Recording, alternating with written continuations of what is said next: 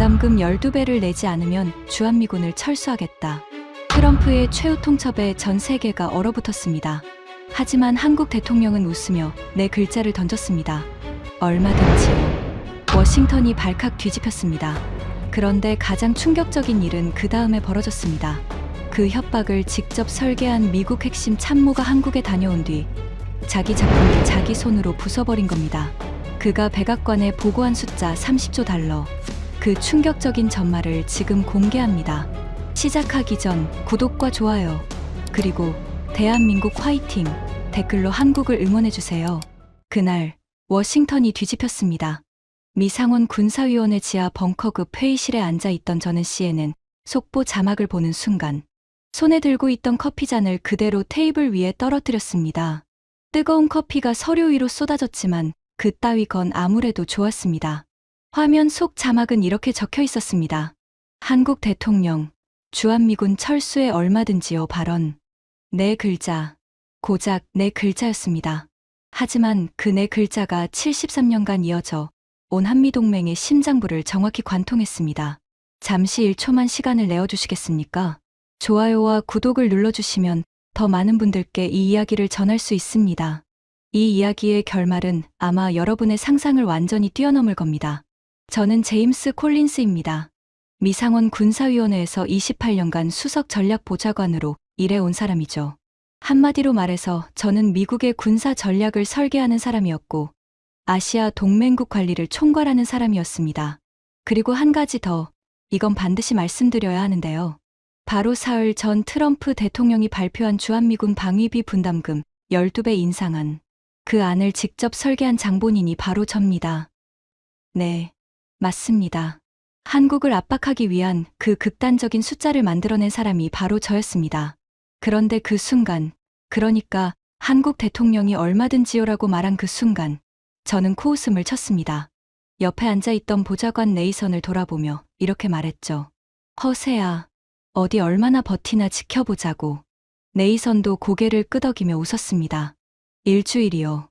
아니, 닷새면 충분할 겁니다. 그때까지만 해도 저는 이 세상 누구보다 확신에 차 있었습니다. 한국은 반드시 무릎을 꿇을 것이라고, 과거에 항상 그래왔으니까 이번에도 결국 고개를 숙일 것이라고 말입니다. 하지만 그로부터 정확히 열흘 뒤, 저는 같은 회의실에서 전혀 다른 사람이 되어 있었습니다. 두 손이 부들부들 떨리는 상태로 보고서를 들고 서 있었죠. 그 보고서의 제목은 이랬습니다. 주한미군 철수 시 미국의 예상 손실 30조 달러. 그리고 그 보고서를 작성한 사람도 바로 저였습니다. 도대체 그 열흘 동안 무슨 일이 있었던 걸까요? 분담금 12배 인상안을 만든 사람이 왜 자기 작품을 자기 손으로 부수게 되었을까요? 모든 것은 아주 사소한 시작에서 비롯되었습니다. 트럼프 대통령의 로즈가든 기자회견, 바로 거기서부터 이야기를 시작해야 합니다.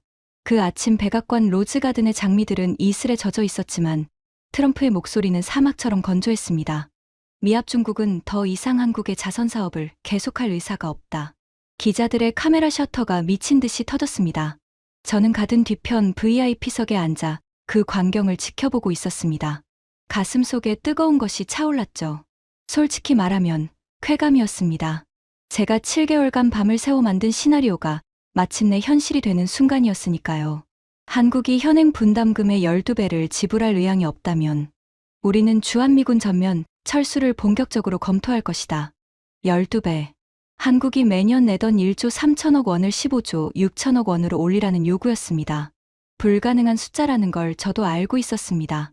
하지만 그게 핵심이었어요. 처음부터 터무니없는 숫자를 불러서 한국을 코너로 몰아넣고 그 다음 적당한 선에서 타협하게 만드는 것. 이건 협상이 아니라 굴복을 이끌어내기 위한 심리전이었습니다. 기자회견이 끝나자마자 저는 상원 군사위 회의실로 향했습니다. 거기엔 이미 한 사람이 기다리고 있었죠. 랜돌프 하워드 상원의원, 군사위원회 위원장이자 저희 직속 상관이며 30년간 저희 정치적 후견인이기도 한 사람이었습니다. 잘했어, 제임스. 하워드 의원은 두꺼운 시가에 불을 붙이며 입꼬리를 올렸습니다. 그 남자의 얼굴에는 마치 이미 이긴 게임의 결과를 확인하는 듯한 여유가 서려 있었죠. 12배 안을 관철시킨 건 자네의 공이야. 대통령도 자네 이름을 기억하게 될 거야. 저는 어깨를 펴며 대답했습니다. 한국은 선택의 여지가 없습니다.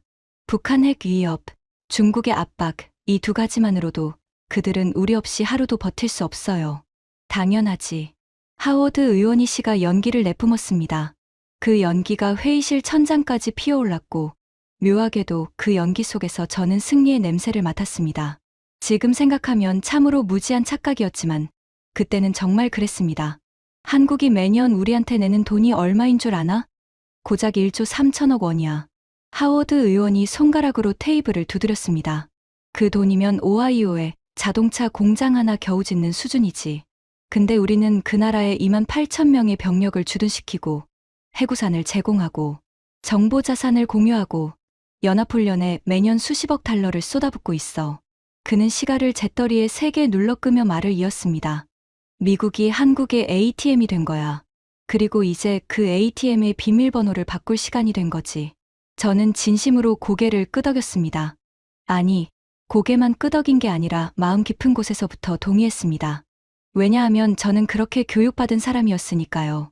제 아버지 리처드 콜린스는 주한미군에서 18년간 복무한 대령이었습니다. 어릴 적 제가 기억하는 아버지는 언제나 군복 차림으로 서재에 앉아 계셨고 벽에는 태극기와 성조기가 나란히 걸려 있었습니다. 아버지는 저에게 종종 이런 말씀을 하셨어요. 제임스, 한국은 우리가 피로 지켜낸 나라다. 전쟁에서 폐허가 된 그 땅을 우리가 다시 일으켜 세웠지. 어린 저는 그 말을 고지곳대로 믿었습니다. 한국은 미국이 만든 나라이고 미국이 없으면 존재할 수 없는 나라라고 말이에요. 그 믿음은 대학을 거쳐 상원에 들어온 뒤에도 한 번도 흔들린 적이 없었습니다. 28년간 그 믿음 위에서 정책을 세우고 보고서를 쓰고 증언을 했습니다. 하지만 돌이켜보면 저는 한 번도 그 믿음을 검증해 본 적이 없었습니다. 한 번도요. 그날 오후 저는 브래드 밀러 국방부 예산차관보와 합동 브리핑을 준비했습니다. 밀러는 저와 다른 유형의 인간이었어요. 감정이라곤 눈꽃만큼도 없는 오직 스프레드시트와 예산표만 사랑하는 남자였죠. 그가 쓴 보고서 제목은 항상 똑같았습니다. 비용 대비 효율 분석. 동맹이든 전쟁이든 그에게는 전부 숫자 게임이었습니다. 콜린스, 숫자로만 보자면 답이 나왔어. 밀러가 노트북 화면을 돌려 보여줬습니다. 주한미군 연간 주둔 비용 약 50억 달러. 한국이 부담하는 직접 분담금 약 11억 달러. 미국 순지출 약 39억 달러. 이걸 12배로 올리면 우리 순지출이 제로가 되는 수준이야. 완벽하네. 저는 고개를 끄덕였습니다. 한국이 전액 부담하든가 아니면 우리가 떠나든가. 둘 중 하나야. 밀러의 눈이 차갑게 빛났습니다. 감정 빼고 숫자로만 얘기합시다. 답은 이미 나와 있잖아요. 그때 저는 밀러의 분석에 빠진 것이 무엇인지 전혀 몰랐습니다. 아니, 솔직히 말하면 알고 싶지 않았던 겁니다. 숫자 뒤에 가려진 진짜 진실을 말이에요. 미국이 한국에 주는 것만 계산하고 한국이 미국에 주는 것은 단 한 줄도 적지 않은 보고서. 그게 워싱턴의 표준이었고 저는 그 표준을 만들어낸 공범이었습니다. 트럼프의 발표 직후 워싱턴은 축제 분위기였습니다. 아니, 축제까지는 아니더라도 적어도 모든 분석가들은 한 가지 결론에 동의하고 있었죠. 한국은 일주일 안에 협상을 요청할 것이다. 이건 28년간의 경험에서 나온 확신이었습니다. 과거 방위비 협상 때마다 미국이 압박 카드를 꺼내들면 한국은 예외 없이 한두 달 안에 테이블로 돌아왔으니까요. 이번에는 아예 철군이라는 핵폭탄까지 꺼냈으니 일주일도 안 걸릴 거라 생각했습니다. 첫째 날이 지났습니다. 한국 청와대는 침묵했습니다. 국방부도 외교부도 아무런 공식 반응을 내놓지 않았습니다. 예상대로야. 내부 조율 중이겠지. 하워드 의원이 여유롭게 말했습니다. 둘째 날. 여전히 침묵이었습니다. 하지만 이상한 조짐이 보이기 시작했습니다. 한국 언론에서 자주국방 완성 로드맵이라든가 한국형 미사일 방어체계 실전 배치 가속 같은 기사들이 쏟아져 나오기 시작한 겁니다. 저게 뭐야? 네이선이 고개를 갸웃거렸습니다. 여론전이겠지. 국내 정치용이야. 실제로 저걸 할 수 있을 리가 없잖아. 저도 같은 생각이었습니다. 한국이 미국 없이 자주국방을 한다고? 북한의 핵미사일 앞에서, 중국의 군사적 압박 앞에서 웃기는 소리라고 생각했습니다. 그리고 운명의 셋째 날이 밝았습니다. 한국에서는 정례 국무회의가 열렸고 전 세계에 생중계되었습니다. 저는 상원 사무실에서 모니터를 켜고 실시간으로 지켜보고 있었죠. 화면 속 대통령은 강요들과 평온하게 대화를 나누고 있었습니다. 워싱턴의 살벌한 분위기와는 천지 차이인 마치 날씨 이야기를 하는 것 같은 편안한 모습이었죠. 그때 한 기자가 질문했습니다. 미국의 철군 위협에 대한 입장이 무엇이냐고요. 한국 대통령은 잠시 미소를 지었습니다. 그리고 마치 점심 메뉴를 고르듯 아무렇지도 않은 표정으로 입을 열었습니다. 얼마든지요. 그분들이 정말 떠날 수 있다면 말입니다. 저는 처음에 통역이 잘못된 줄 알았습니다. 영어 자막을 3번이나 다시 읽었죠. 하지만 틀림없었습니다. 한국 대통령은 방금 세계 최강대국의 위협 앞에서 마치 아이가 장난치는 것을 보는 어른처럼 코웃음에 가까운 여유를 보여준 겁니다. 전화기가 미친 듯이 울리기 시작했습니다. 하워드 의원실, 국방부, 국무부, 백악관 NSC까지 모든 곳에서 동시에 전화가 쏟아졌습니다. 방금 한국 대통령이 뭐라고 한 거야? 하워드 의원의 목소리가 수화기 너머로 쩌렁쩌렁 울렸습니다. 얼마든지요라고 했습니다. 의원님, 미쳤군. 완전히 미쳤어. 하워드 의원의 숨소리가 거칠어졌습니다. 허세야. 분명히 허세일 거야. 일주일만 기다려봐. 아니, 닷새. 닷새면 비공식 채널로 연락해 올 거야. 저도 같은 생각이었습니다. 반드시 그럴 거라고 확신했습니다. 하지만 넷째 날도, 다섯째 날도, 여섯째 날도 한국에서는 아무런 연락이 없었습니다. 비공식 채널도, 백채널도, 제3국을 통한 우회 접촉도 전무했습니다. 대신 한국에서 들려오는 뉴스는 점점 더 기괴해졌습니다. K방산 수출 목표 연 300억 달러로 상향 조정. 한국형 극초음속 미사일, 최종 시험 발사 성공. 자주국방 로드맵 확정. 5년 내 완전한 독자 방위체계 구축. 이건 굴복의 신호가 아니었습니다. 오히려 정반대였죠. 한국은 마치 미국의 철군 위협을 기회로 삼아 자주국방으로 가는 속도를 더 높이고 있는 것처럼 보였습니다. 일주일째 되는 날, 하워드 의원의 안색이 달라졌습니다. 여유롭던 미소가 사라지고 그 자리를 초조함이 채우기 시작했죠. 콜린스. 그가 나지막이 불렀습니다. 시가를 문 입술이 미세하게 떨리고 있었습니다. 자네가 직접 가야겠어. 어디로 말입니까? 한국이지. 어딜 가겠나. 하워드 의원이 자리에서 일어섰습니다. 창밖으로 보이는 워싱턴 기념탑이 오후의 햇살을 받아 하얗게 빛나고 있었습니다. 가서 저들 속내를 파악해와. 진짜 배짱이 있는 건지 아니면 우리가 모르는 뒷거래를 준비하고 있는 건지 반드시 알아내야 해. 저는 주저없이 대답했습니다. 가서 한국이 무릎 꿇을 수밖에 없는 증거를 직접 가져오겠습니다. 지금도 그때의 제 목소리가 귀에 생생합니다. 얼마나 자신만만했는지, 얼마나 오만했는지. 저는 한국이라는 나라를 28년간 서류로만 봐왔습니다. 스프레드시트의 숫자로만, 보고서의 문장으로만, 회의실의 슬라이드로만 한국을 알고 있었습니다. 단 한 번도 진짜 한국을 본 적이 없었죠. 출발 전날 밤, 저는 서재에서 아버지의 유품 상자를 꺼냈습니다. 먼지가 쌓인 낡은 나무 상자 안에는 아버지가 주한미군 시절 모은 물건들이 들어 있었죠. 군번줄, 낡은 사진 몇 장, 그리고 봉투에 담긴 편지들. 저는 그것들을 대충 훑어보았습니다. 아버지의 사진 속에는 한국인 군인들과 함께 찍은 것이 많았는데 저는 그때까지 그 사진 속 한국인들의 얼굴을 한 번도 자세히 들여다본 적이 없었습니다. 한국에 가면 쓸모가 있을지도 모르겠군.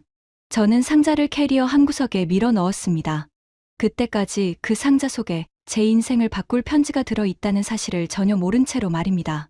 인천행 비행기에 올라탄 순간까지도 저희 머릿속에는 단 하나의 목표밖에 없었습니다. 한국이 미국 없이 못 산다는 증거를 가져와서 하워드 의원에게 바치자. 14시간의 비행 동안 저는 한국의 군사력 데이터, 경제 지표, 외교 분석 보고서를 돌려가며 읽었습니다. 모든 자료가 제 편이었습니다. 아니, 적어도 저에게는 그렇게 보였습니다. 한국의 GDP 대비 국방비 비율, 주한미군의 억제력 기여도, 한국군의 독자 작전 수행 능력 한계, 모든 숫자가 미국 없는 한국은 불가능하다는 결론을 가리키고 있었으니까요. 하지만 비행기가 인천국제공항 활주로에 내려앉는 순간 묘한 느낌이 들었습니다. 창밖으로 보이는 공항의 규모가 생각보다 훨씬 압도적이었거든요. 반짝이는 유리 외벽, 끝이 보이지 않는 터미널, 쉴 새 없이 이착륙하는 항공기들. 워싱턴의 덜레스 공항보다 더 크고 더 현대적이고 더 효율적으로 보였습니다. 입국장을 빠져나오는 길, 저도 모르게 중얼거렸습니다. 이건 내가 알던 한국이 아닌데. 하지만 저는 곧바로 그 생각을 떨쳐냈습니다. 공항 좀 크면 뭐하나. 결국 미군 없이는 나라를 지킬 수 없는 나라인 건 마찬가지 아닌가. 저는 마중 나온 주한미군 연락장교의 차에 올라타며 스스로를 다독였습니다. 일주일이면 끝나. 한국이 못 버틴다는 증거를 모아서 워싱턴에 보고하자. 그것이 제 계획이었습니다. 깔끔하고 확실하고 의심의 여지가 없는 계획. 하지만 열흘 뒤 워싱턴으로 돌아온 저는 전혀 다른 보고서를 들고 있게 됩니다. 한국이 못 버틴다는 증거가 아니라 미국이 한국 없이는 못 버틴다는 증거를 말이죠. 그리고 그 보고서의 첫 줄에는 이렇게 적혀 있었습니다. 주한미군 철수 시 미국의 전략적, 경제적 예상 손실 총액 30조 달러. 그 여정이 지금부터 시작됩니다. 평택으로 향하는 차 안에서 저는 노트북을 펼치고 험프리스 기지에 대한 브리핑 자료를 마지막으로 검토했습니다. 캠프 험프리스. 주한미군의 심장부이자 지구상에서 가장 거대한 미군 해외 기지. 이곳이야말로 미국이 한국을 얼마나 성심성의껏 보호하고 있는지를 보여주는 증거라고 저는 확신하고 있었습니다. 고속도로를 달리는 동안 창밖 풍경이 스쳐 지나갔습니다. 깔끔하게 정비된 도로, 곳곳에 솟아있는 현대적인 빌딩들, 끊임없이 흐르는 차량들. 워싱턴 근교의 버지니아 고속도로와 비교해도 전혀 뒤지지 않는 인프라였죠. 하지만 저는 그것에 크게 신경 쓰지 않았습니다. 제 머릿속은 오직 한 가지뿐이었습니다. 험프리스에서 미국의 압도적 군사력을 확인하고 한국이 이것 없이 생존할 수 없다는 결론을 내리는 것. 기지 정문에 도착한 순간 저는 차 안에서 고개를 쭉 빼고 앞을 바라보았습니다. 입이 벌어졌습니다. 끝이 보이지 않았거든요. 정문에서 바라본 기지는 하나의 도시 그 자체였습니다. 면적이 여의도의 6배가 넘습니다. 연락장교 마이클이 설명했습니다. 15제곱킬로미터. 병원, 학교, 쇼핑센터, 골프장까지 전부 갖추고 있죠. 저는 고개를 끄덕이며 속으로 쾌감을 느꼈습니다. 이 정도 규모의 기지를 한국 땅에 유지하고 있다는 것 자체가 미국의 헌신을 증명하는 게 아닌가. 보안 검색을 마치고 기지 안으로 들어서면서 저는 어깨를 펴고 당당하게 걸었습니다. 마치 자기 집에 들어오는 것처럼요.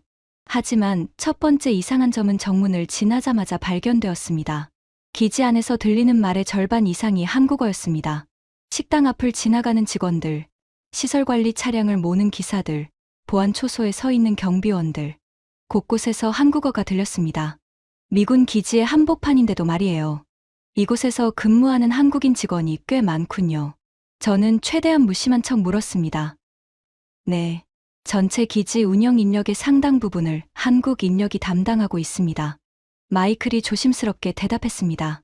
구체적인 숫자를 말하지 않았지만 제 눈에 보이는 것만으로도 충분했습니다. 한국인의 비율이 70%는 넘어 보였습니다. 어디를 둘러봐도 한국인이었습니다. 점심시간에 들른 기지 내 푸드코트에서 저는 또 한 번 놀랐습니다. 운영 시스템 전체가 한국 기업이 맡고 있었습니다. 음식 조리부터 배식, 위생관리까지 전부요. 청소팀도, 시설 유지보수팀도, 쓰레기 수거팀도 한국인이었습니다. 저는 슬쩍 마이클에게 물었습니다. 이 기지의 전기는 어디서 공급받나요? 한국전력공사입니다. 수도는요? 한국수자원공사요. 통신 인프라는 KT가 전담하고 있습니다. 광케이블부터 위성통신까지 전부 한국 기술로 구축되었어요. 저는 입술을 깨물었습니다. 뭔가 이상했습니다. 미군 기지인데 모든 기반 시설이 한국에 의존하고 있다니. 하지만 진짜 충격은 오후 브리핑에서 시작되었습니다. 기지 운영 현황에 대한 공식 설명회가 열렸고 거기서 저는 생애 처음으로 숫자의 뒤통수를 맞았습니다. 이 기지의 총 건설 비용은 약 120억 달러입니다. 브리핑 담당자가 슬라이드를 넘기며 말했습니다. 그중 한국 측이 부담한 비율은 95%입니다. 저는 순간 숫자를 잘못 들은 줄 알았습니다. 잠깐, 95%라고요? 네, 약 114억 달러, 한화로 환산하면 약 18조 원에 해당합니다. 부지 제공, 건축비, 주민 이주 보상비, 환경영향평가 비용까지 모두 포함된 금액입니다. 저는 가져온 노트북을 급히 열었습니다. 밀러가 준 보고서를 다시 확인해봤습니다. 그 보고서 어디에도 이 숫자는 없었습니다. 한국이 기지 건설비의 95%를 냈다는 사실이 우리의 공식 분석에는 단 한 줄도 기록되어 있지 않았던 겁니다. 이건 뭡니까? 저는 마이클에게 낮은 목소리로 물었습니다. 얼굴이 붉어지는 것을 느낄 수 있었습니다. 사실입니다. 공개된 자료에도 나와 있는 내용이에요. 마이클이 조심스럽게 대답했습니다. 가슴이 철렁 내려앉았습니다. 하지만 저는 애써 평정심을 유지하려 했습니다. 기지 건설비야 한 번 내면 끝이니까. 운영비는 당연히 미국이 대부분 부담하고 있겠지. 그래야 말이 되니까. 하지만 다음 슬라이드가 제 기대를 완전히 산산조각냈습니다. 매년 기지 운영에 필요한 전기, 상하수도, 통신, 폐기물 처리, 시설 관리 비용 역시 대부분 한국이 부담하고 있었습니다. 특히 전기 요금은 한국 일반 산업용 전기 요금의 절반 수준에 불과한 특별 요금이 적용되고 있었고 그 차액만 해도 매년 수백억 원에 달했습니다. 미군 가족들을 위한 주택단지, 국제학교, 체육시설까지 모든 건설과 유지관리 비용도 한국 측이 분담하고 있습니다. 브리핑 담당자의 목소리가 멀게 느껴졌습니다. 저는 더 이상 슬라이드를 보고 있지 않았습니다. 머릿속에서 밀러의 보고서가 천천히 무너져 내리는 소리가 들렸습니다. 주한미군 연간 주둔 비용 50억 달러, 한국 부담 11억 달러, 미국 순지출 39억 달러.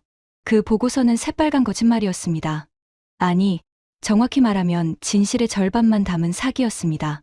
한국이 직접 현금으로 내는 분담금만 계산하고 기지 건설비 18조 원, 매년 수조 원의 운영 지원비, 부지 무상 제공, 전기 요금 할인, 환경 정화 비용, 소음 피해 보상까지 전부 빼놓은 거였어요.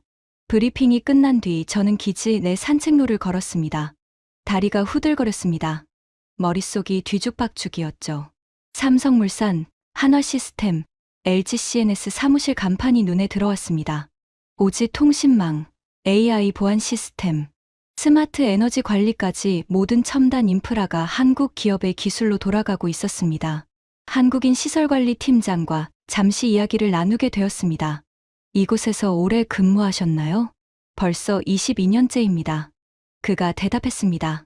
미군 장병들은 2년마다 교체되지만 저희는 계속 여기 있으니까 이 기지의 모든 배관 하나, 전선 하나까지 저희가 더 잘 알죠. 그 말이 가슴에 비수처럼 꽂혔습니다. 미국인보다 한국인이 미군 기지를 더 잘 알고 있다. 그 말은 곧 한국이 지원을 중단하는 순간 이 기지는 돌아가지 않는다는 뜻이었습니다. 그날 밤 숙소에서 저는 천장을 바라보며 생각했습니다. 우리가 한국에 갖다 바치고 있다고? 받는 쪽은 오히려 우리잖아. 하지만 저는 아직 인정할 준비가 되어 있지 않았습니다. 기지 하나의 사례로 전체를 판단할 수는 없으니까. 한국의 군사력 자체가 미국 없이는 아무것도 아니라는 건 변함없는 사실이니까. 저는 스스로에게 그렇게 말하며 억지로 눈을 감았습니다. 다음 날 아침, 저는 서울로 이동했습니다. 일정에는 국방부 산하 공개 전시관 방문과 마침 열리고 있던 국제방산 전시회 ADX 참관이 잡혀 있었습니다.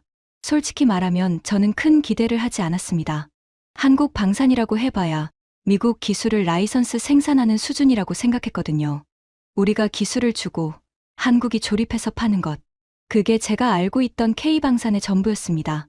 공개 전시관에 들어서는 순간 저는 발걸음을 멈춰야 했습니다. 전시관 중앙에 K9 자주포의 실물 크기 모형이 서 있었습니다. 제가 놀란 건 그 크기가 아니었습니다. 모형 옆에 붙어있는 패널에 적힌 글자 때문이었습니다.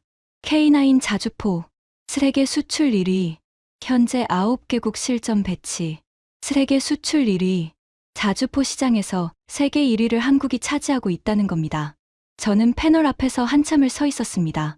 미국도, 독일도, 프랑스도 아닌 한국이 자주포 수출 세계 1위라니. 추가 주문이 계속 들어오고 있습니다. 안내원이 설명했습니다. 폴란드, 에스토니아, 노르웨이, 핀란드, 호주까지. 나토 주요 국가들이 K9을 선택했죠. 저는 고개를 돌려 다음 전시물로 향했습니다. KF-21 보람의 전투기의 모형이 서 있었습니다. 한국이 자체 개발한 4.5세대 전투기로 인도네시아와 공동 개발하는 프로젝트라는 설명이 붙어 있었습니다. 현재 몇 개국에서 도입을 검토하고 있습니까? 제가 물었습니다. 공식적으로 12개국 이상이 관심을 표명했습니다.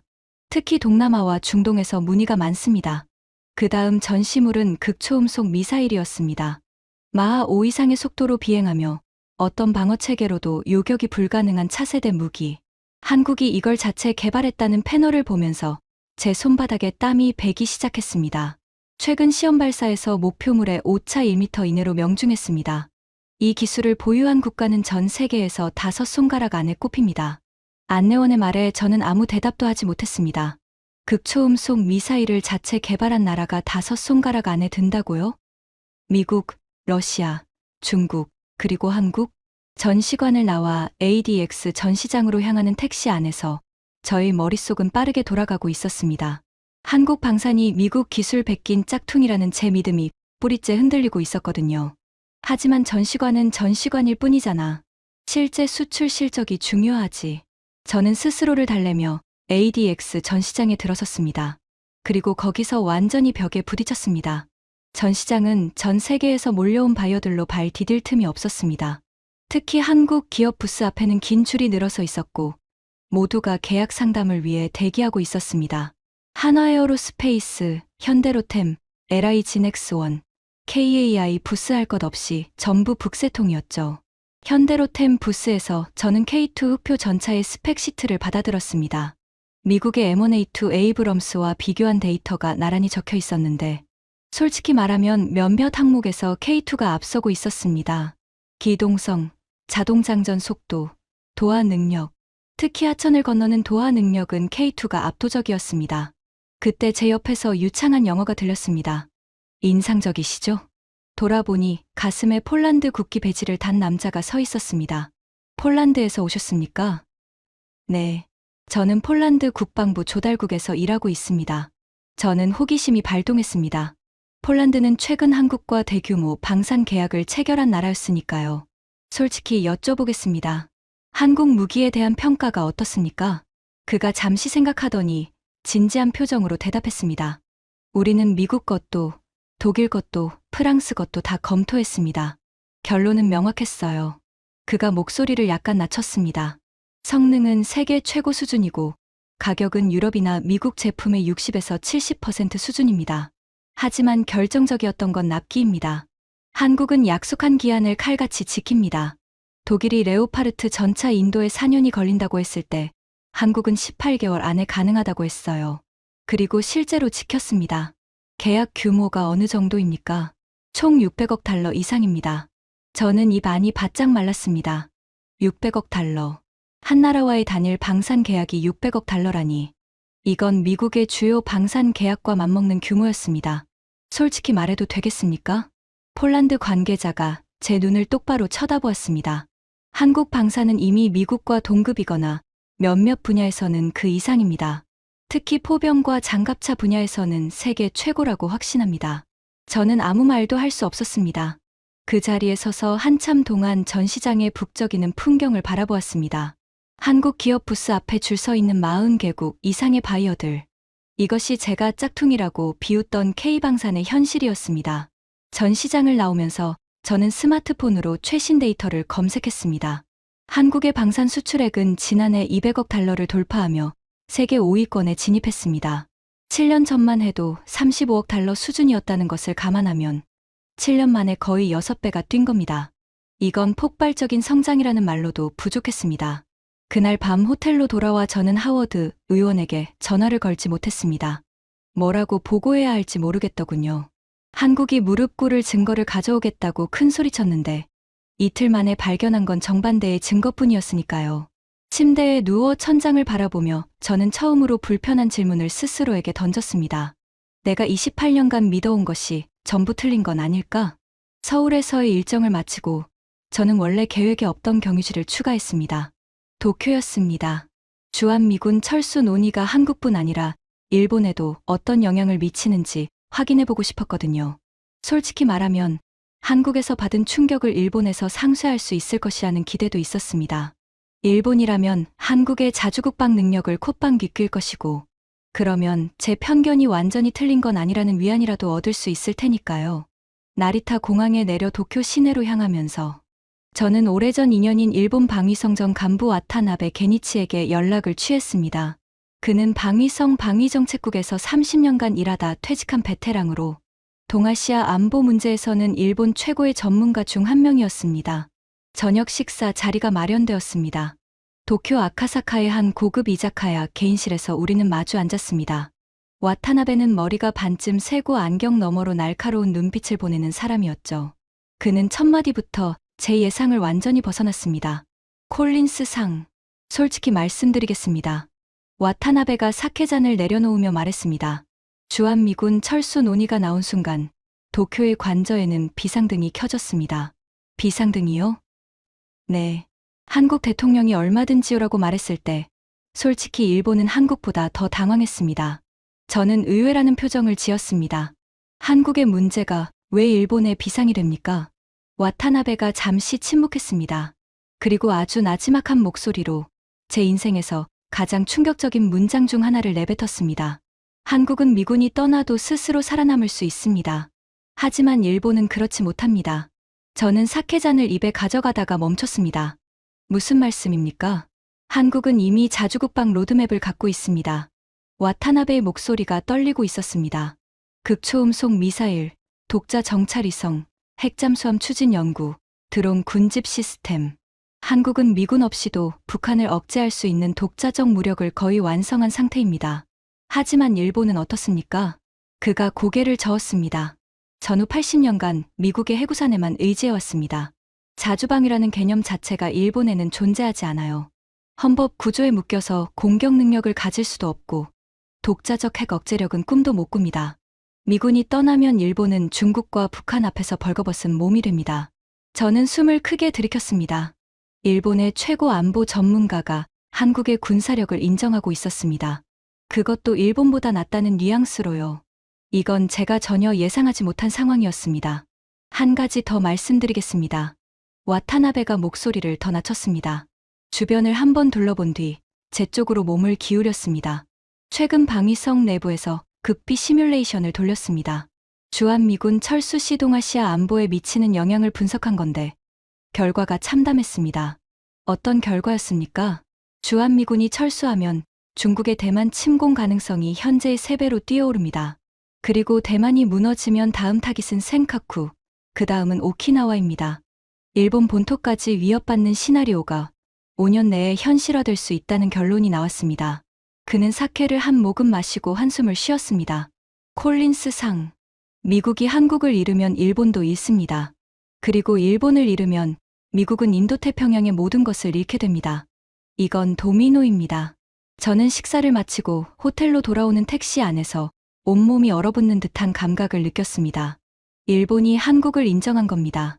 그것도 한국이 일본보다 낫다는 것을 인정한 거예요. 한국을 무시하던 일본이 한국 없이는 자기들도 못 버틴다고 고백한 겁니다. 호텔 방에 들어서자마자 저는 노트북을 열고 유럽 나토 관계자에게 이메일을 보냈습니다. 영국 국방부에서 아시아 태평양 전략을 담당하는 옛 동료 토마스 캠벨이었죠. 답장은 2시간 만에 왔습니다. 제임스, 자네가 무슨 생각을 하고 있는지 짐작이 가네. 한 가지만 말해주지. K방산이 없으면 동유럽 방어선은 3년 안에 무너진다. 폴란드에 K2 전차와 K9 자주포가 들어간 건 가격 때문만이 아니야. 성능이 우리 것보다 나으니까 간 거야. 그리고 지금 노르웨이, 루마니아, 에스토니아가 줄을 서 있어. 한국이 지금 나토의 군수 창고가 되어가고 있다는 걸 워싱턴은 모르고 있나? 저는 노트북을 덮었습니다. 손이 떨리고 있었습니다. 일본도 인정하고 유럽도 인정하고 있었습니다. 한국의 군사력을 무시하고 있는 건 오직 워싱턴뿐이었습니다. 아니, 워싱턴 전체가 아니라 정확히 말하면 저와 하워드 의원, 그리고 밀러 같은 사람들뿐이었죠. 도쿄에서 다시 서울로 돌아온 저는 더 이상 한국이 못 버틴다는 증거를 찾으러 온 사람이 아니었습니다. 제가 찾고 싶었던 건 진실이었습니다. 한국 대통령이 얼마든지요라고 말할 수 있었던 진짜 배경이 무엇인지, 그 자신감의 근원이 대체 어디에 있는 건지를 말이에요. 마침 한국 국회에서 공개 청문회가 열린다는 소식을 접했습니다. 주제는 주한미군 철수 시나리오 대응과 자주국방 로드맵이었습니다. 외국인 참관이 가능하다는 연락을 받고 저는 즉시 여의도로 향했습니다. 국회 회의장에 들어서는 순간 저는 분위기에 다시 한번 놀랐습니다. 워싱턴이었다면 이런 주제의 청문회는 장례식장 같은 분위기가 됐을 겁니다. 하지만 한국 국회의원들과 전문가들은 놀라울 정도로 차분하고 자신감에 차 있었습니다. 첫 번째 증인으로 나선 국방 전문가의 말이 제 뇌리에 박혔습니다. 주한미군 철수가 위협이 되느냐고요? 그가 마이크를 잡고 청중을 둘러보았습니다. 솔직히 말씀드리면 저는 전혀 아니라고 봅니다. 오히려 우리가 완전한 자주국방을 실현할 역사적 전환점이 될 수 있다고 확신합니다. 그의 목소리에는 조금의 흔들림도 없었습니다. 이어지는 발표는 저를 더욱 경악하게 만들었습니다. 글로벌 파이어파워 지수 기준으로 한국의 군사력은 세계 5위입니다. 슬라이드가 넘어갔습니다. 지난해 우리나라의 국방 수출액이 얼마인지 아십니까? 한 의원이 질문했습니다. 200억 달러를 돌파하며 세계 5위권에 진입했습니다. 7년 전의 6배입니다. 우리의 목표는 3년 내 세계 4강 진입입니다. 전문가가 자신 있게 답했습니다. 저는 노트에 미친 듯이 적어 내려갔습니다. 다음 발표자가 나섰습니다. 국방과학연구소 ADD 출신의 전직 연구원이었습니다. 우리가 보유한 핵심 전략 자산을 말씀드리겠습니다. 그가 슬라이드를 넘기며 나열하기 시작했습니다. 첫째, 현무 계열 탄도미사일. 사거리 최대 3,000km. 한반도는 물론 주변국 전역을 사정권에 두고 있습니다. 둘째, 극초음속 미사일. 마하 5 이상. 시험 발사 5회 연속 성공. 세계에서 이 기술을 보유한 나라는 5곳뿐입니다. 셋째, 드론 군집 시스템. 300대 이상의 드론이 AI 기반으로 동시 작전 수행, 실전 배치 수준에 도달했습니다. 넷째, 독자 군사위성 체계. 현재 5기가 운용 중이며 내년까지 8기로 확대됩니다. 24시간 한반도 전역을 감시할 수 있습니다. 다섯째, 양자암호 통신. 어떤 적대국도 해독할 수 없는 통신 체계를 구축했습니다. 의원 한 명이 질문했습니다. 미군 없이 북한의 핵 위협을 독자적으로 억제할 수 있다는 말씀이십니까? 단언합니다. 전직 연구원의 대답은 단호했습니다. 우리는 이미 킬체인, 한국형 미사일 방어체계, 대량응징 보복이라는 3축 체계를 실전 수준으로 완성했습니다.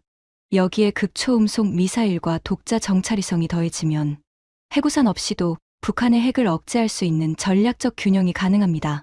청문회 중간 휴식 시간에 저는 한 의원과 대화할 기회를 얻었습니다. 미국의 철군 위협에 대해 어떻게 생각하십니까? 제가 조심스럽게 물었습니다. 솔직히요? 그 의원이 미소를 지었습니다. 그 미소가 기묘하게도 사흘 전 한국 대통령의 미소와 닮아 있었습니다. 저희는 오히려 기대하고 있습니다. 기대라고요? 네. 완전한 자주국방으로 가는 마지막 관문이 될 수 있으니까요. 우리 국민들의 자존심이 이번 기회에 완전히 각성하고 있습니다. 저는 멍하니 서 있었습니다. 이 나라 사람들은 진짜로 미국의 위협을 기회로 보고 있었습니다. 허세가 아니었습니다. 그들의 눈에서 익히는 것은 두려움이 아니라 결의였습니다. 청문회가 끝난 뒤 저는 여의도 한강 공원 벤치에 앉았습니다. 석양이 한강 수면 위로 금빛을 뿌리고 있었습니다. 아름다웠습니다. 하지만 제 마음은 아름답지 못했습니다. 저는 28년간 한국을 미국이 보호해야 할 약소국으로 취급해왔습니다. 분담금을 12배로 올려서 한국의 코를 납작하게 만드는 전략을 짰습니다. 한국을 ATM이라 부르며 비웃었습니다. 하지만 눈앞의 현실은 제가 아는 한국이 아니었습니다. 이 나라는 이미 스스로를 지킬 수 있었습니다. 아니, 다른 나라까지 도울 수 있는 군사 강국이 되어 있었습니다. 미국이 4년 걸리는 무기 납품을 18개월에 해치우는 나라. 나토의 군수 창고가 되어가고 있는 나라. 극초음속 미사일을 자체 개발한 나라. 이런 나라에게 무릎을 꿇으라고 협박했다니. 내가 28년간 뭘 보고 있었던 거지? 저는 한강을 바라보며 나지막이 중얼거렸습니다. 그 물결 위로 아버지의 얼굴이 떠올랐습니다. 서재에서 태극기를 바라보시던 아버지의 모습이요. 서울에서의 마지막 밤이었습니다. 다음 날 아침 워싱턴으로 돌아가는 비행기를 타야 했죠. 호텔 침대에 앉아 저는 캐리어에서 아버지의 유품 상자를 꺼냈습니다. 출발 전에 별 생각 없이 챙겨온 낡은 나무 상자. 먼지를 닦아내고 뚜껑을 열었습니다. 군번줄, 빛바랜 사진 몇 장, 그리고 봉투에 담긴 편지들. 저는 사진을 한 장씩 들여다보기 시작했습니다. 28년 동안 한 번도 자세히 보지 않았던 사진들이었습니다. 아버지 리처드 콜린스 대령이 젊은 시절 캠프 헬리에서 찍은 사진. 군복 차림의 아버지 옆에 한국군 장교가 서 있었습니다. 두 사람은 어깨를 나란히 하고 환하게 웃고 있었죠. 사진 뒷면에 연필로 쓰인 글씨가 보였습니다. 나의 전우 박중희와 함께 이 친구가 없었다면 나는 여기 없다. 다음 사진. 아버지와 한국인 군인들이 함께 식사하는 장면이었습니다. 군용 천막 아래에서 밥그릇을 들고 웃고 있는 모습.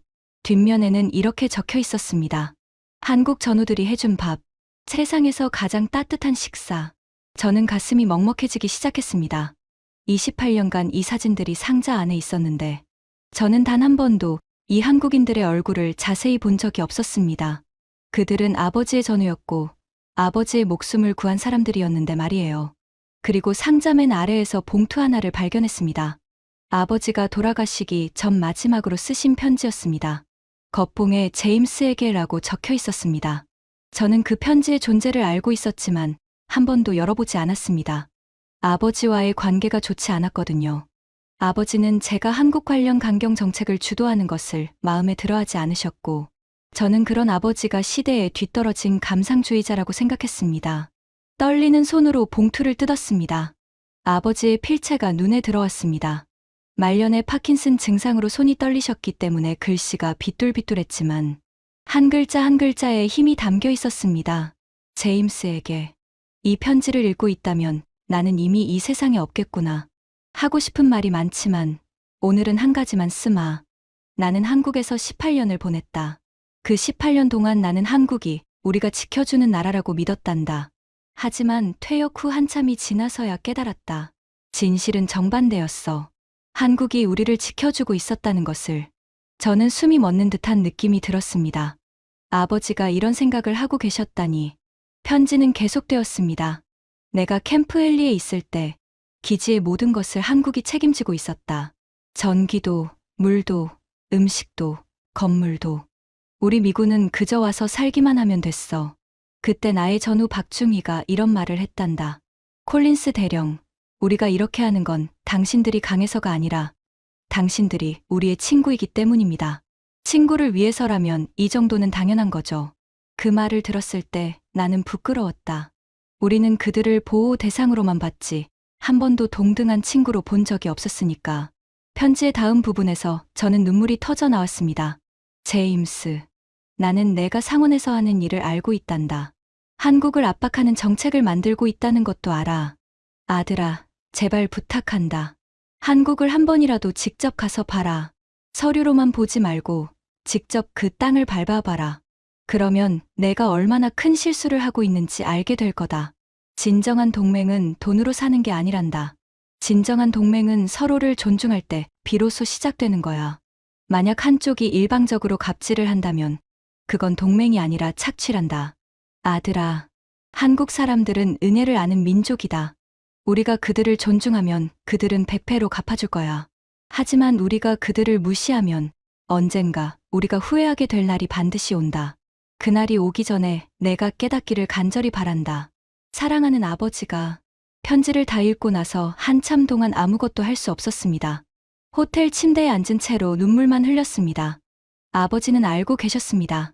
제가 28년간 몰랐던 진실을 아버지는 이미 오래전부터 알고 계셨던 겁니다. 한국이 우리를 지켜주고 있었다는 것을.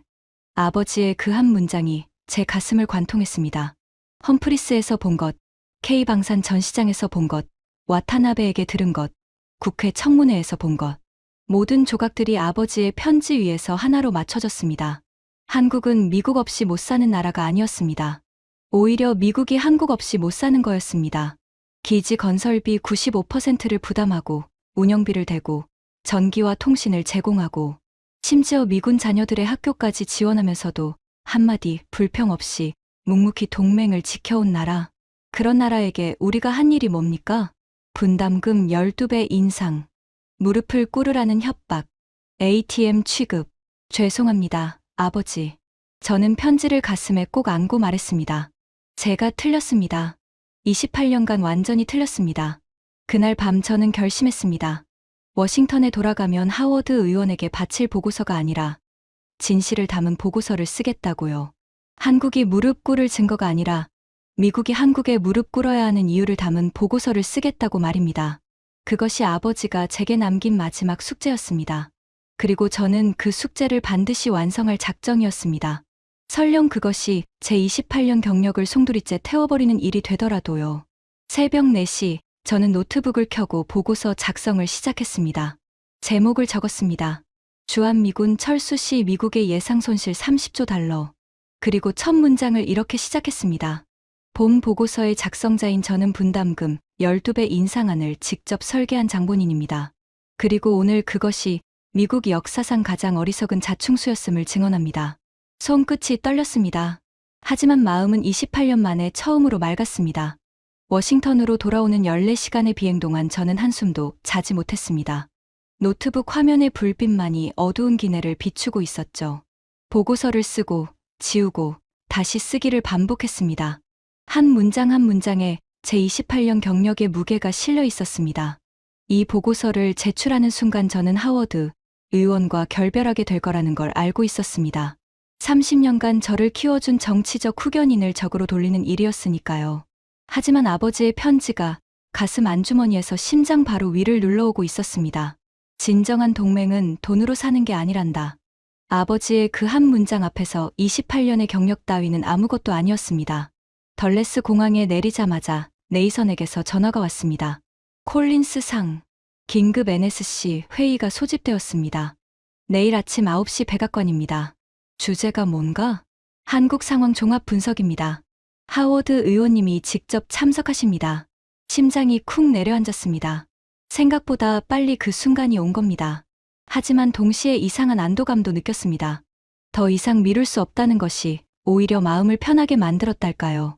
다음 날 아침, 백악관 지하 상황실. 저는 보고서 파일을 가슴에 안고 회의실 문을 열었습니다. 안에는 이미 핵심 인사들이 모두 자리하고 있었죠. 국방부 장관, 국무부 차관, 국가안보보좌관, 합참의장. 그리고 맞은편 상석에 팔짱을 끼고 앉아있는 하워드 의원. 그 옆에 밀러가 노트북을 펼치고 앉아 있었습니다. 하워드 의원이 저를 보자마자 입을 열었습니다. 콜린스, 한국에서 뭘 가져왔나? 저들이 무릎 꿇을 준비가 됐다는 좋은 소식이겠지. 회의실 안의 모든 시선이 저에게 쏠렸습니다. 저는 깊은 숨을 들이쉬었습니다.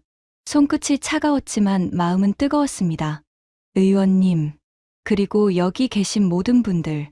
저는 보고서를 테이블 위에 올려놓았습니다. 저는 한국이 무릎 꿇을 증거를 가지고 오지 못했습니다. 하워드 의원의 눈썹이 꿈틀거렸습니다. 대신 이것을 가져왔습니다. 저는 보고서의 표지를 펼쳤습니다. 프로젝터에 제목이 떴습니다. 주한미군 철수 시 미국의 예상 손실 30조 달러. 회의실이 순간 얼어붙었습니다. 뭐라고? 하워드 의원이 자리에서 벌떡 일어섰습니다.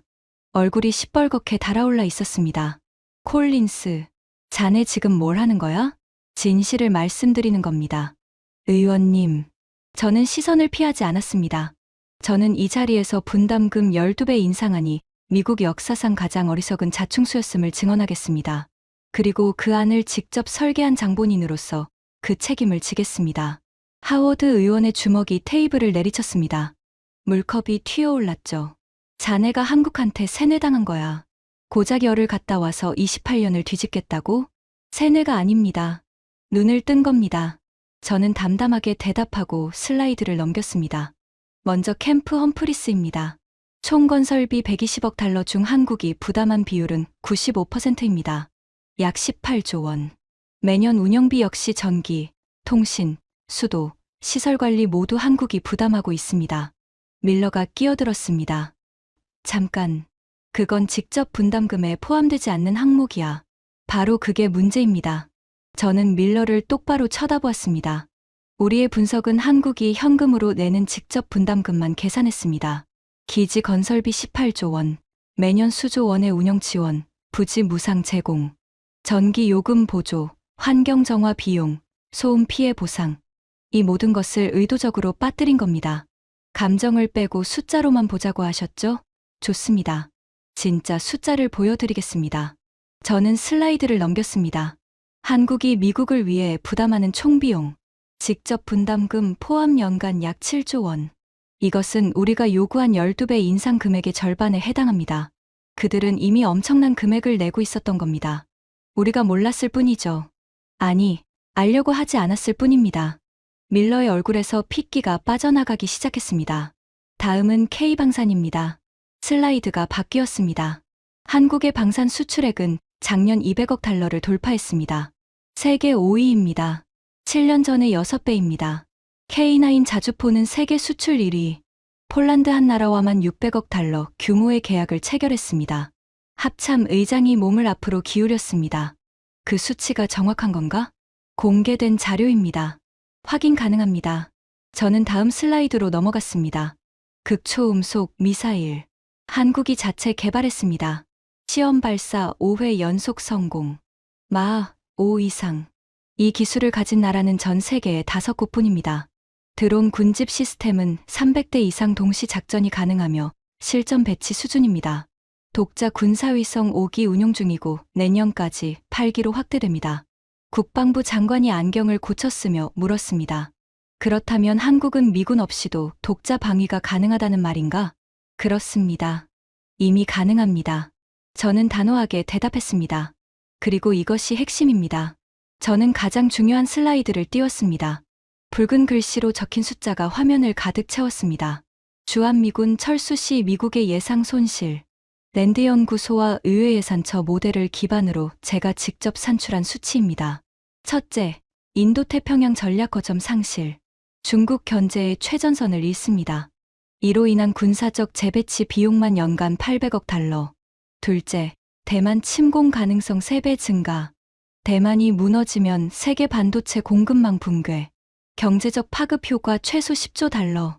셋째, 일본 방위 부담 급증. 일본이 독자 방위 체계를 구축하려면 최소 15년. 비용은 미국이 상당 부분 떠안아야 합니다. 넷째, K방산 협력 단절. 현재 미국 본토 일부 기지에도 한국산 통신 장비와 방공 시스템 부품이 공급되고 있습니다. 이것이 끊기면 우리 기지 운영에도 차질이 생깁니다. 다섯째, 동맹 신뢰도 붕괴. 한국을 버리면 나머지 동맹국들도 미국을 신뢰하지 않게 됩니다. 나토 결속력 약화, 중동 동맹 이탈. 이것의 비용은 산출 불가능합니다. 총합, 향후 10년간 전략적, 경제적 손실 총액, 최소 30조 달러. 회의실이 죽은 듯이 고요해졌습니다. 30조 달러. 그 숫자의 무게가 방 안에 있는 모든 사람의 어깨를 짓누르는 듯했습니다. 하워드 의원이 이를 악물었습니다. 콜린스, 자네 지금 자기가 만든 정책을 자기가 부수겠다는 거야? 네, 그렇습니다. 저는 눈을 피하지 않았습니다.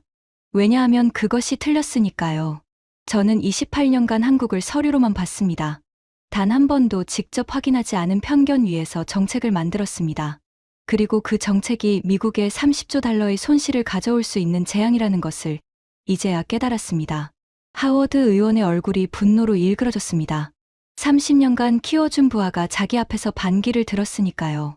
자네 경력이 끝났어. 알고 있겠지? 알고 있습니다. 저는 담담하게 대답했습니다. 하지만 제 경력보다 이 나라의 미래가 더 중요합니다. 바로 그때 국가안보보좌관이 입을 열었습니다. 회의 내내 침묵하던 사람이었죠. 잠깐, 콜린스의 보고서를 좀 더 자세히 들어봅시다. 하워드 의원이 항의하려 했지만 국방부 장관이 손을 들어 막았습니다.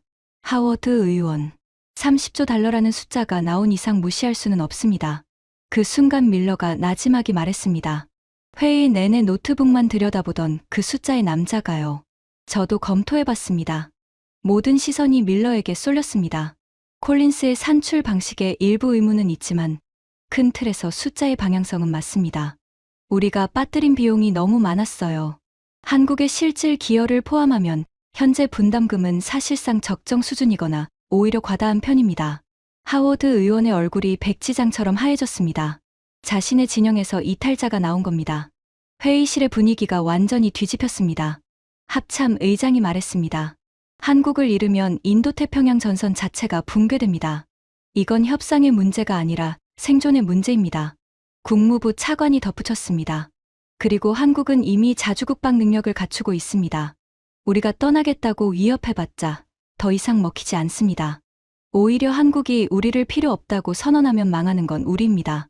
저는 마지막 슬라이드를 띄웠습니다. 결론입니다. 우리는 한국을 잃을 위기에 처한 게 아닙니다. 한국이 우리를 버릴 위기에 처한 겁니다. 그리고 그 원인을 제공한 사람은 이 방에 있는 우리 자신입니다. 하워드 의원이 자리를 박차고 일어섰습니다. 이건 반역이야. 동맹국 한 나라한테 꼬리 치겠다는 거냐? 아닙니다. 저는 일어서서 하워드 의원을 정면으로 마주보았습니다. 꼬리를 치는 게 아니라 피를 나눈 전우를 전우답게 대하자는 겁니다. 의원님, 70년 전 3만 7천 명의 미군이 그 땅에서 목숨을 바쳤습니다. 그들이 지키려 한 건 ATM이 아니라 동맹이었습니다. 그리고 한국은 70년이 넘도록 그 은혜를 갚아왔습니다. 매년 수조 원을 내면서 우리 군인들을 가족처럼 돌보면서 참전 용사들의 후손에게 장학금까지 주면서요. 이 세상에 이런 나라가 또 어디 있습니까? 회의실이 다시 침묵에 잠겼습니다. 우리가 해야 할 일은 분담금을 12배 올리는 게 아닙니다. 한국에 고맙다고 말하는 겁니다. NSC 회의 이후 상황은 빠르게 움직였습니다. 저희 보고서는 백악관 내부에서 격렬한 논쟁을 일으켰고 하워드 의원은 끝까지 저를 반역자라 불렀지만 숫자 앞에서는 감정이 이길 수 없었습니다. 30조 달러라는 현실은 어떤 정치적 수사로도 뒤집을 수 없었으니까요. 며칠 뒤 저는 상원 외교위원회 공개 청문회에서 증언할 기회를 얻었습니다. 하워드 의원은 끝까지 반대했지만 군사위원회 내 다른 의원들이 제 증언을 요청한 겁니다. 청문회 당일 아침 저는 거울 앞에서 넥타이를 매다가 손이 떨려 3번이나 다시 매야 했습니다. 양복 안주머니에는 아버지의 편지를 넣었습니다. 아버지가 함께 가는 것 같았습니다. 증인석에 앉았을 때 수백 개의 카메라가 저를 향해 있었습니다. CNN, BBC, NHK까지 전 세계 언론이 생중계하고 있었죠. 저는 깊은 숨을 들이쉬고 마이크 앞에 섰습니다. 존경하는 의원 여러분. 목소리가 떨렸습니다. 하지만 멈추지 않았습니다.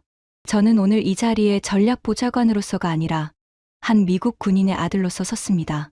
저는 안주머니에서 아버지의 편지를 꺼냈습니다. 빛바랜 종이가 조명 아래에서 누렇게 빛났습니다. 제 아버지 리처드 콜린스 대령은 주한미군에서 18년을 복무했습니다. 아버지는 돌아가시기 전 제게 편지를 남기셨습니다. 저는 편지를 펼쳤습니다. 손끝이 떨렸지만 글씨는 선명했습니다. 아버지는 이렇게 쓰셨습니다. 진정한 동맹은 돈으로 사는 게 아니란다.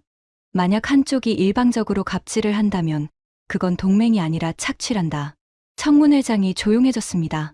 카메라 셔터 소리마저 멈췄습니다. 의원 여러분, 저는 지난 28년간 한국을 미국이 보호해야 할 약소국이라 믿었습니다. 한국을 ATM이라 불렀습니다. 분담금 12배 인상안을 직접 설계했습니다.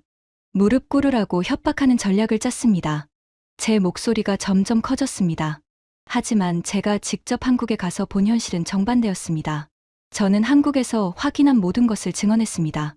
험프리스 건설비의 95%를 한국이 부담한 사실, 기지 운영의 모든 것이 한국에 의존하고 있는 현실, K방산이 세계 5위권으로 급성장한 사실, 극초음속 미사일을 자체 개발한 기술력, 폴란드와의 600억 달러 계약, 일본 방위성마저 한국의 군사력을 인정한다는 고백, 그리고 한국 국민들이 70년이 넘도록 참전용사를 기억하고 후손까지 돌봐주는 놀라운 은혜 갚음.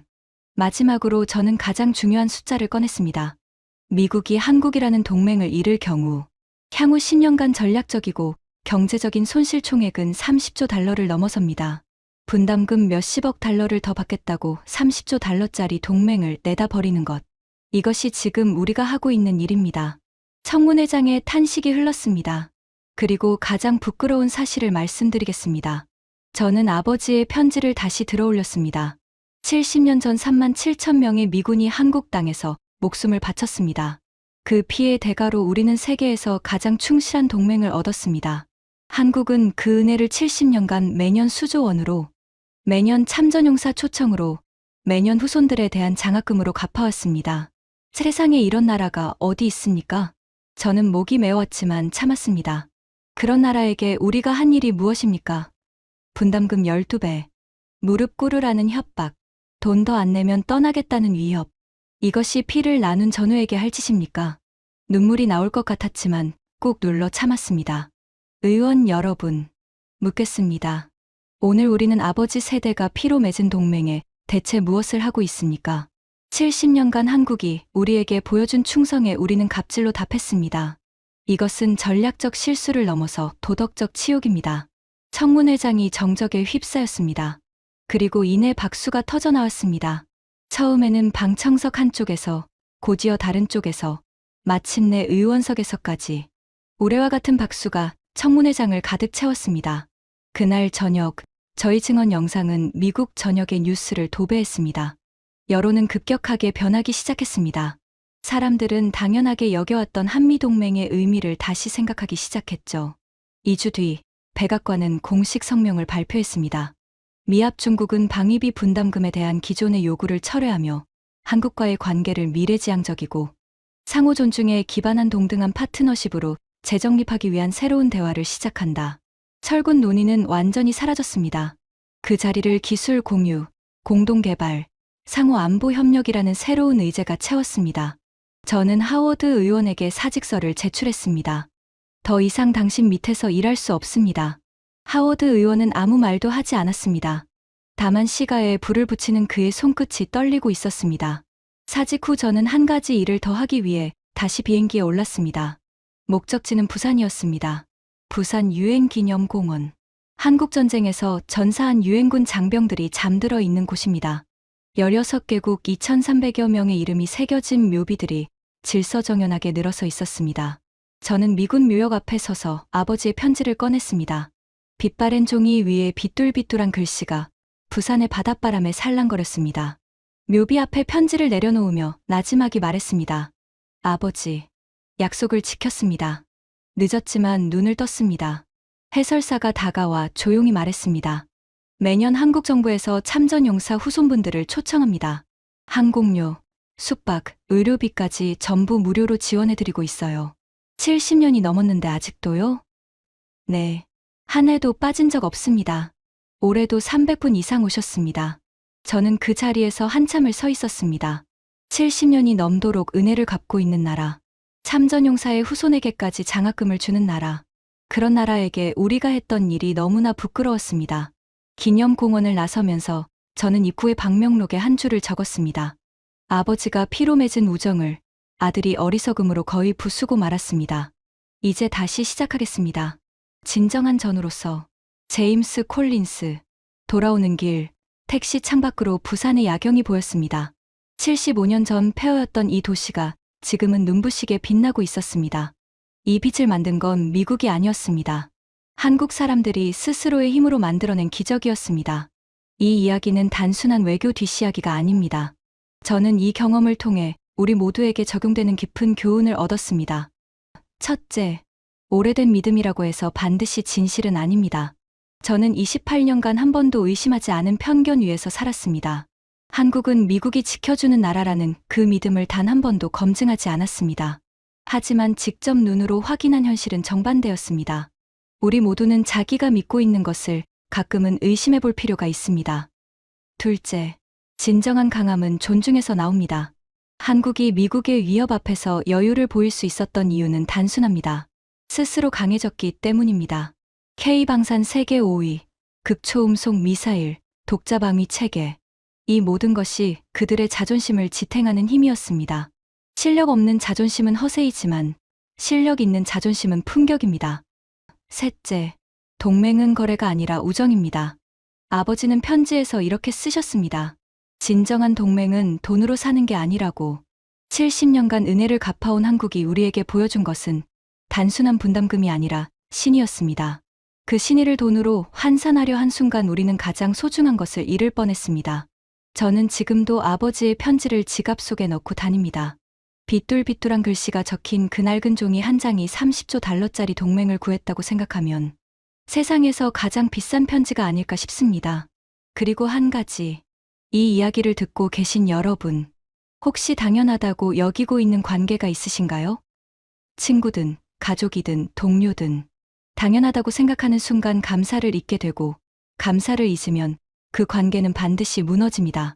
한국은 그것을 70년간 잊지 않았습니다. 우리도 이제 잊지 말아야 할 때입니다. 지금까지 미 상원 군사위 28년 참모 제임스 콜린스가 한국에서 경험한 충격적인 이야기였습니다. 대한민국의 저력이 자랑스러우시다면 이 이야기를 널리 공유해 주세요. 당연한 것은 없습니다. 강한 나라만이 대등한 우정을 만듭니다. 구독과 좋아요도 부탁드립니다. 지금까지 감동테라였습니다. 감사합니다.